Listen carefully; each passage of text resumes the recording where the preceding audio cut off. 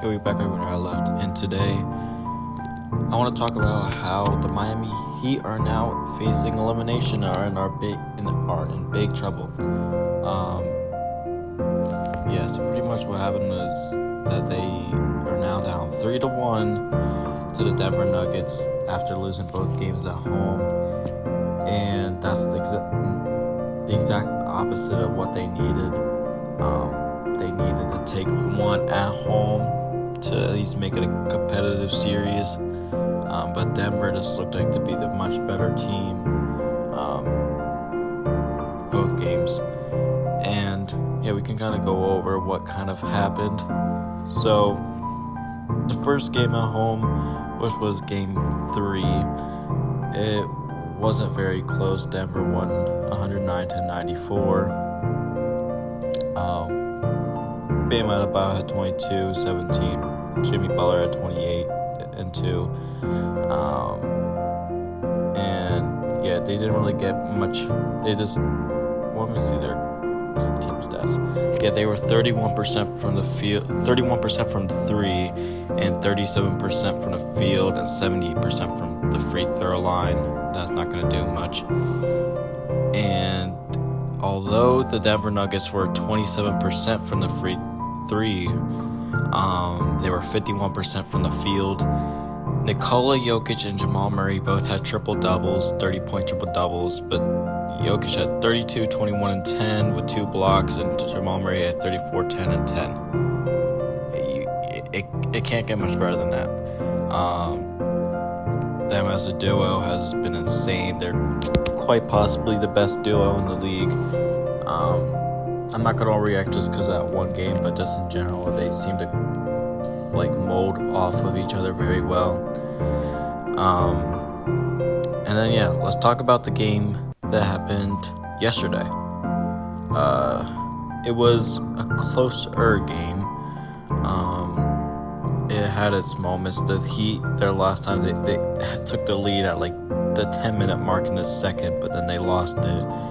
And then they were kind of just playing catch up the whole game. And a big part of it was because of Aaron Gordon. 27 points, 6 assists, 11 for 15 from the field. He was just doing his thing. Nikola Jokic, 23 points, 12 rebounds, only 4 assists.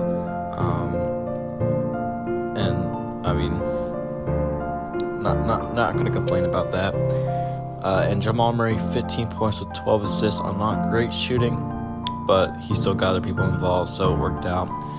And this one, honestly, to me, was the role players games, because Bruce Brown had 21, and he was doing great things. And like I've been saying this whole series, the Nuggets just look like the better team.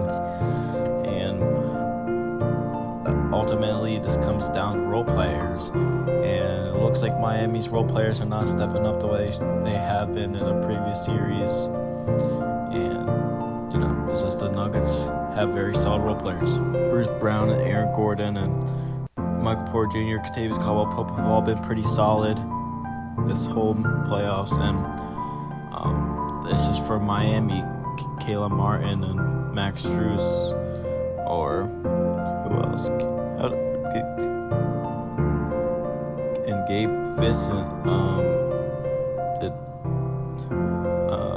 not play very well either. Gabe Vincent was 1 for 6. Max Strus was 0 for 4. Caleb Martin had 11 points, and Bo was 5 for 12. This is not very good, quite honestly. 32% from the field. 32% from 3 compared to 50% from 3 by Denver in Game 4. Is obviously going to show. And the Miami Heat also had 14 turnovers to Nuggets 6. I don't know. I noticed that it seems like a lot of plays, for Miami, they start the ball in Bam's hands, it looks like sometimes, and they let Bam just they just find Bam in the middle and then give him shots to take. And it sometimes works out and stuff. Bam is a pretty good passer, I would say.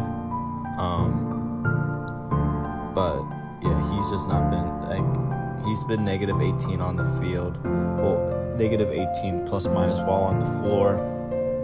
Not gonna really do much. Which is not good. That's definitely never good. Even Jimmy Butler was minus 9, and yeah, very little was plus in any category. I don't know. This looks like a series that's gonna be even more highly favored for the Nuggets to win. I wish the Heat could make it a little more competitive. I have a feeling the Heat's role players are going to get fired back up, because after Max Strus had a 0 for 10 game, he came back with a great game. He had a 0 for 4 game. So, I don't know. I have a feeling they will come back and, kind of spark something. But at the same time, I don't see the Denver Nuggets role players cooling down. They're a much more sustainable team. And their ways of how they're just able, because I feel like every play they always somehow can find an open three with the role players, and they've had really solid 3-point shooting role players. Many times they'll just Nikola Jokic just find players in the corners, or Aaron Gordon being a lob threat. So it's like the Miami Heat have to be looking out for every possible angle. On top of that, Jamal Murray being able to create his own shot off the dribble and just do magic with the ball. And it seems like just for Miami, they just don't have the same fluidity as the Denver Nuggets have, and it definitely shows. And I feel like a lot of it's they do a lot of pick and rolls, and Jimmy Butler. Sometimes I feel like Jimmy Butler's kind of been cooling down. He's been looking a little more like his what's his name? What's it called? A regular season self.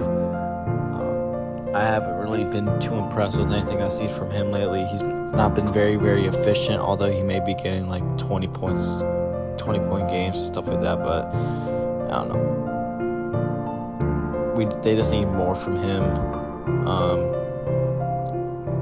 Adebayo has been playing pretty good, like triple doubles and everything like that. I don't know. Just as an NBA fan, though, I wish this was a little more competitive. I was very intrigued with the first 2 games, but then after, once it gets to be like a blowout, I think Game 3 kind of stopped watching a little bit, when it came to be like a 20-point lead. So, yeah. Next game, I would like to see the Miami Heat win.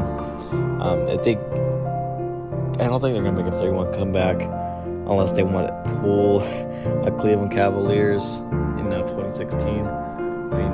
It happened before. It can always happen again. But I just see that the Nuggets I don't think the Nuggets will let that happen, because the Nuggets do have home court advantage. Then they would have to force a Game 7 in Denver. Although they did win a game in Denver, I don't know. We'll see what happens. I might be swallowing my words in a week or so time, whenever the potential Game 7 could be. But yeah. All right. Hope you guys enjoy. If you did, please remember to like and subscribe. I'll see you guys next time.